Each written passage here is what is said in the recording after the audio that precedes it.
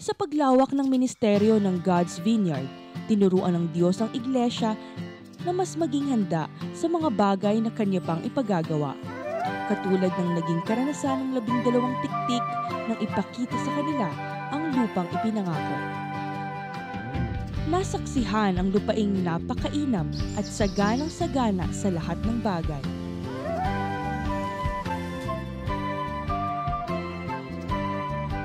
Sa ganitong kaparaanan din binuksan ng Diyos sa isang panibagong dimensyon ng iglesia nang makilala at maugnay sina Pastor Frody at Pastora Lorna kay Dr. Jonathan David noong 2006. Naging aktibo ang mga tagapanguna, pati ang mga kabataan, sa pagdalo ng mga gawain at komperensya sa Malaysia.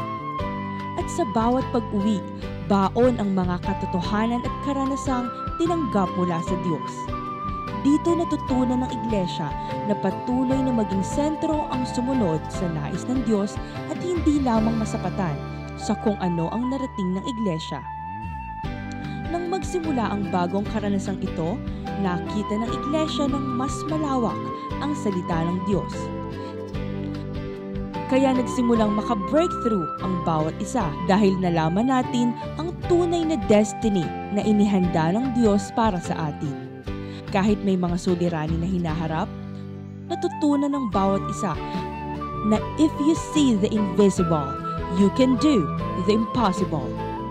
Unti-unting natanaw at naranasan ng Vineyard ang pangako ng Diyos kung paano ito natanaw ng 12 tiktik ng mga Israelita. Nakita nila ang naglalakihang ubas sa lupaing mayaman at sagana sa lahat ng bagay.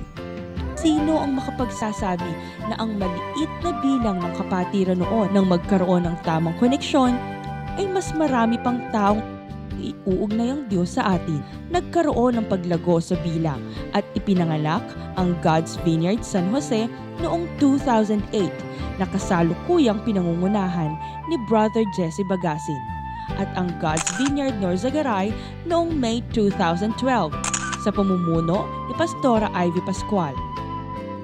Tunay nga na kapag nagkaroon ng realigning at readjusting, mas makikita mo ng malinaw ang salita ng Diyos.